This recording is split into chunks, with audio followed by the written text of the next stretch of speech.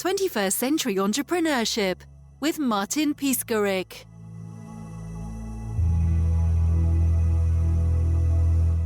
We've had a lot of luck over the almost 2 decades we've been in business, growing clients from 0 to 100 miles an hour.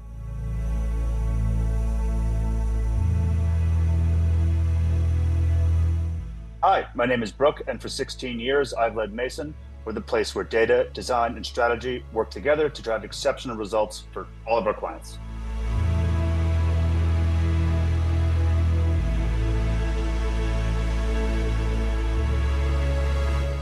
We've been in business for 16 years. We have 60 current clients. We've had billions of dollars of assets under management from those clients. And we're able to see trends across our client base that I think are valuable for clients and are the kind of things you couldn't see on your own. And one of those is really leveraging those pieces I mentioned, the data, design, and the strategy.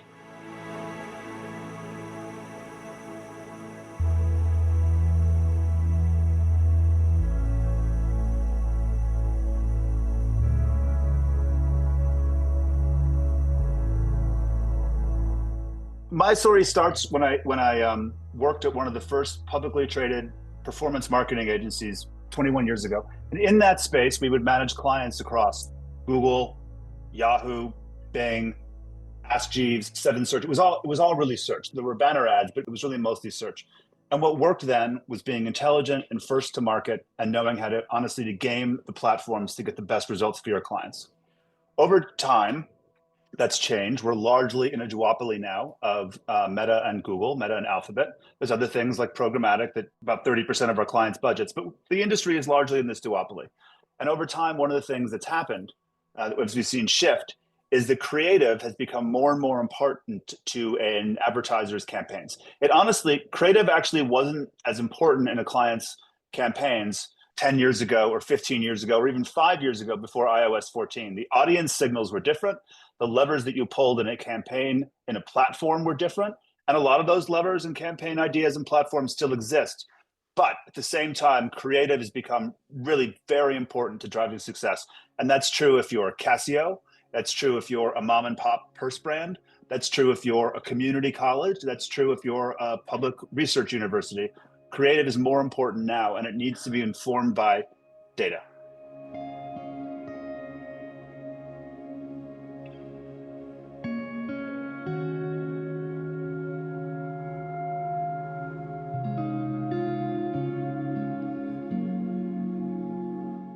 If you ask one of my account managers what ads last week outperformed and in which ad sets, they will know. They will know with a high degree of competency that this ad got this result and this ad got that result. What we can use AI to do is to take a look at literally 5 years worth of creative, thousands and thousands of ads, and load that in and look at visual ads and say, what are the commonalities between the best performing ads and the worst performing ads? Now, you have to have a data set to do that. You can't do that if you've got 2 weeks worth of ads or a year's worth of ads. And we have the added advantage as an agency of being able to stack a client's ads up against all the other people in our portfolio and say, here's how your click-through rate and your conversion rate compare to the rest of the portfolio. So that's the first way we use AI, is to mine large sets of data to come to actual conclusions that are deliverable and will drive client results.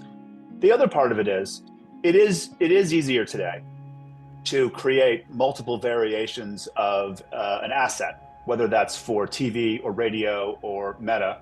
It is easier today to use AI to create more variations of that than it was in the past. But creative does not generate the idea. Creative does not generate the concept. Creative at our agency helps us create more things more quickly and helps us analyze data over vast data sets. It does not replace the human intent of the idea and the story that we're telling.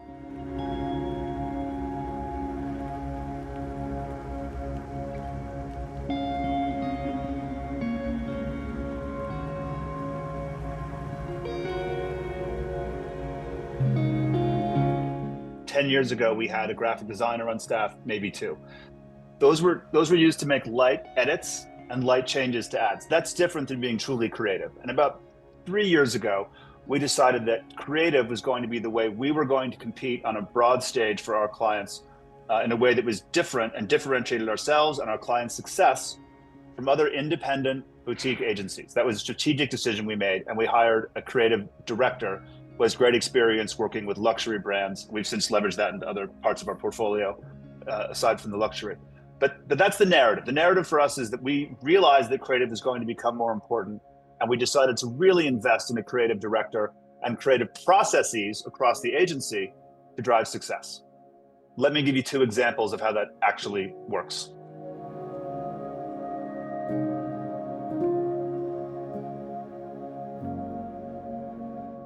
We have a client, Taste Coffee Roasters. There's a case study of theirs on our website. And so what a lot of our competitors will do, if you look at their case studies, is they'll often say some variation of, Meta knows best. We're going to put all of our ads into Advantage Plus shopping, and we'll see what comes out. And that's an approach. My issue with that is if you do that, you're not going to know why it was successful. You may know that this ad was successful. You won't know why it was successful. And if you don't know why it's successful, you can't double down on it and do basic marketing tasks like more of what works and less of what doesn't. And when I say it like that, it sounds really obvious, but it takes a lot of hard work to get there. So the first example, again, Taste Coffee Roasters. We took their best ad in Meta. We knew what their best ad was. We could identify how it was outperforming. We didn't know why. So what we did is we isolated variables to drive success for the client. Now, the ads on our website in this case study for Taste Coffee Roasters are about bottom of the funnel ads in Meta. The bottom of your sales funnel is, in fact, defined by a limited data set. It is a finite number of people, and you might define it by 90 days website visitors. You might define it by lookalikes plus those visitors. You might define it by past customer file, but there is some finite number of people at the bottom of that sales funnel. Meta charges you on an impression, not a click. So if you're serving the same number of ads to people and you get a higher click-through rate or a lower click-through rate, Meta's going to charge you the same. But it behooves us to get the most results for our client. So their base click-through rate was around 0.5% on the bottom of the funnel ads. By isolating one thing at a time, and I don't have the case study in front of me, so I might get the order wrong, but it's about like this. First, we tested variations of their best ad, and the only thing we changed was the picture at the center of the ad. And what we found for them was that a certain picture worked at a better rate than others. So now we've worked on the best ad, and we've got the best picture in the center of it. Now we're going to say, with the best ad and the best picture, let's taste 3 different calls to action. And once we can test 3 different calls to action, we know what the winner is. We've got the best ad with the best picture and the best call to action.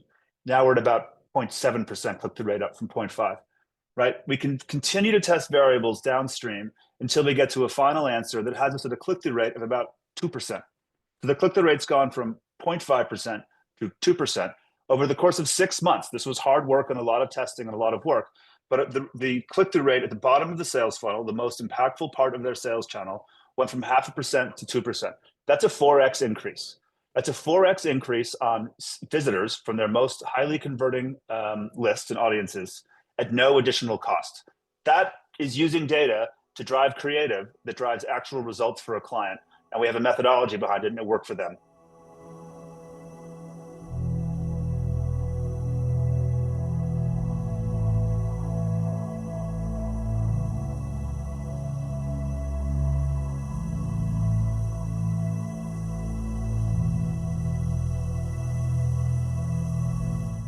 Another example I could talk about is in Google Ads, which people don't often think about as being creative. But when I started my career, text ads were a very creative place to be.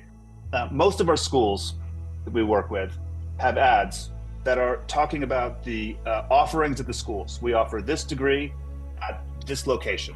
We offer this degree in this modality. That is the industry standard for ad copy for higher education and for colleges and preschools and day schools we work with. What you can do is you can test variations of those ads that talk about the value of the school. Maybe you can say that the average person here gets a job within 5 years, if your compliance team will let you say that. Maybe you can talk about the fact that the ROI in your degree is very powerful, or that's the value. Maybe you can talk about the values of your school. Maybe you can say that your school values the whole person, or that your school values educating the entire population because a rising tide lifts all boats. So what we discovered when we test the values of a school versus the, what I'm going to say, programmatic descriptions of the schools, we offer this degree and this modality versus these are the kind of values that we have. We almost always see an increase in the click-through rate on ads in Google. And that to me is actually very impactful creative work, Google is usually something like 70% of our clients' media spend in the education space. And that creative tends to get overlooked. But if you can do a rigorous test there where you're focusing on actually driving better outcomes for the school, you're going to end up driving better outcomes for these students, and everyone's going to win.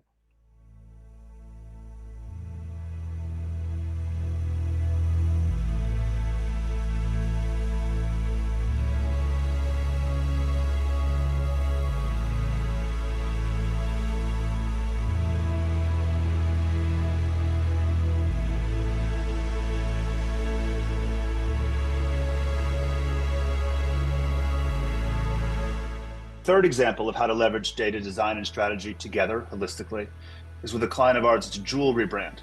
So we do a lot of things for them. One of the things we don't do is their Instagram feed, their organic Instagram feed. They do a great job of treating their Instagram and their TikTok feeds like a television show. An episode comes out every so often. It's got a narrative and it's an arc.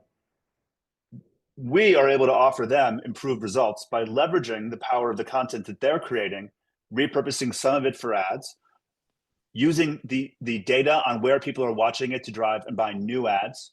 We're able to support brick and mortar stores by saying, we know that this is the commercial that they produce that has the most impact. This is the narrative piece they produce that has the most impact. Let's use that to show on the subways or the digital billboards or the TVs that are within a quarter mile of their store. And so we're able to leverage content that they're producing to drive impactful results for their bottom line by marrying all those things together.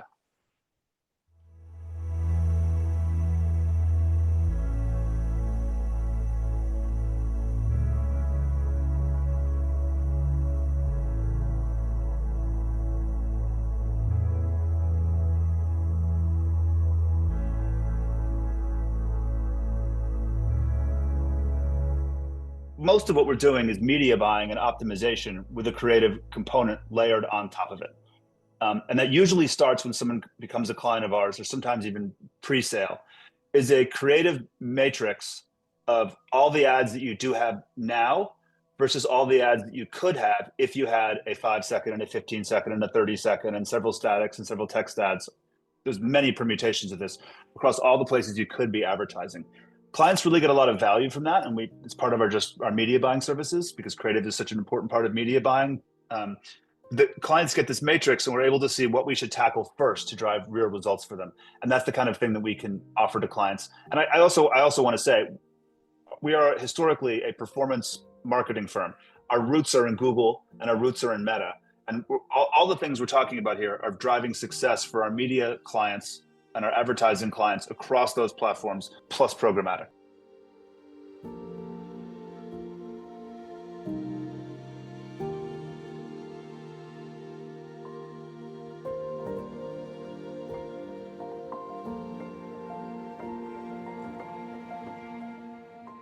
One of the cliches about owning an advertising agency is that most of your value lies in the people that you work with and your colleagues.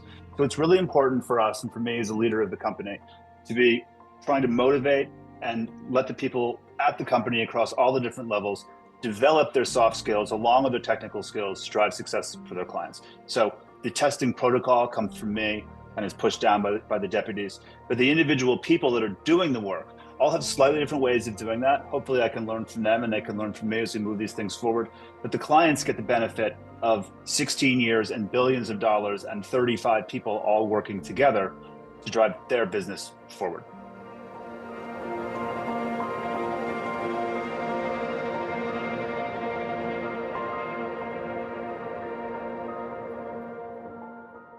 When you hire us, one of the things that I talk about with people is knowing where we are in the ecosystem. We are not a 10-year-old used car. We are not the most expensive sports car in the world you can buy that gives you bells and whistles at a high cost with little extra input. The way I talk about us is we're a 3 Series BMW, and I may be betraying my own biases there, but that's a machine meant for driving. It's been engineered to death, and so have we, right? We've been doing this for a very long time. We know exactly what we are. We've been engineered through many years of practice to drive exceptional results for clients. We are big enough to have 3 media teams, an SEO team, a CRM team, a creative team that have worked on and work today on global multinationals. We also have clients that are mom and pop vitamin stores. Both of those things are true. But we're small enough that you're going to get the CEO on the phone if there's ever a problem. And I think that's a real value proposition that distinguishes us. I think we're the right size for most of the people.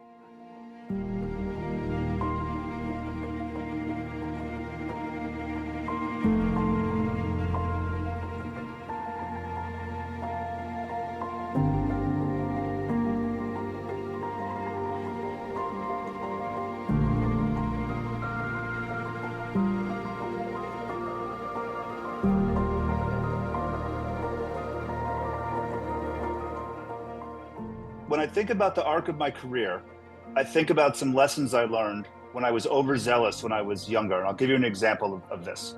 I was lucky enough to manage, and this is all public record, ITT Technical Institute. They were a for-profit college that went out of business years ago. I was lucky enough to be, as a young practitioner in this industry, I'm the guy that took them from spending $2,000 a month to $2 million a month online. And I remember going into their offices in Indianapolis and sitting down with a graph that went up and to the right and being very proud of this. And the CMO basically slapping me across the face verbally, and it was implied physically, saying, "You are nothing but an answering machine for TV, Brook. All we're doing is running TV ads and you're getting the benefit of them." And there was an element about that he was correct about, right? There was an element of truth to that. Part of the fact of their success was me and my hard work. Part of it was their marketing. Part of it was the fact that the Clinton administration had put in broadband across the United States 5 years earlier. And so now people could get online. So all these things happened that had nothing to do with me. And it was really valuable for me to understand that I was part of their success, but I was not the main driver of that. And that doesn't take away from the work I did. And that informs the way I think about a lot of things. You wouldn't necessarily guess this by looking at me, but I really enjoy lifting weights. And the way you get better at lifting weights is by lifting a weight for as many reps as you can, or as slowly as you can, for a certain cadence, until you can't lift it anymore. And then you put more weight on the bar and you do it again. And that's until you can do it. And that is how you get better at that. It's how you get better at guitar, which is a huge passion of mine. And it's how you get better at doing digital advertising. Is you left foot, right foot. Each day you say, what haven't I done today that I want to do yesterday? How can I get better at doing it? How can I self-evaluate it? How can I put more weight in my marketing bar and try a little harder and do a little better and push myself a little better to develop a new skill set?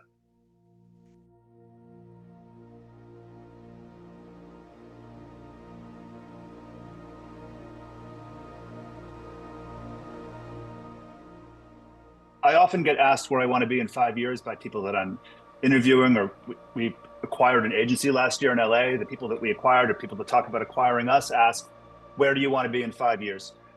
My answer to that is I have no interest in leaving the company or selling the company. I still enjoy my job. I would like in 5 years to be even more multinational. Actually, this is an interesting fact for me. We have the most clients in New York, the second most clients in Chicago, and the third most clients in London. If you ask me where I want to be in 5 years, it's still doing this job, but I've opened our London branch and I'm working there with my wife and my son.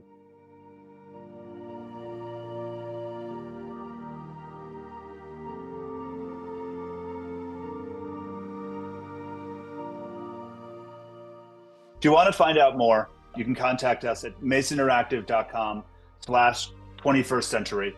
We've got an offer there that's just for the people that are listening to this podcast. It's about programmatic advertising, because I'm convinced that people need to deploy creative in places that are not Google and Meta. So contact us. My sales team is happy to talk to you. I'm happy to talk to you. masoninteractive.com/21st century.